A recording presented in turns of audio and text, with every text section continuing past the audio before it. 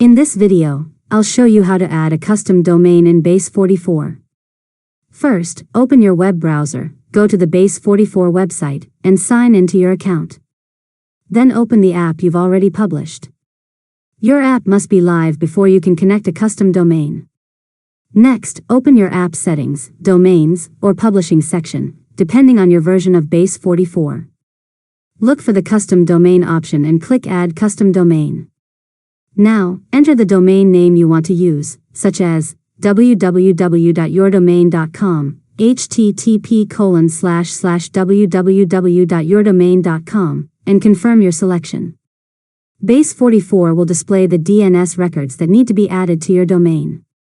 After that, sign into your domain registrar and open your domain's DNS management or DNS settings page.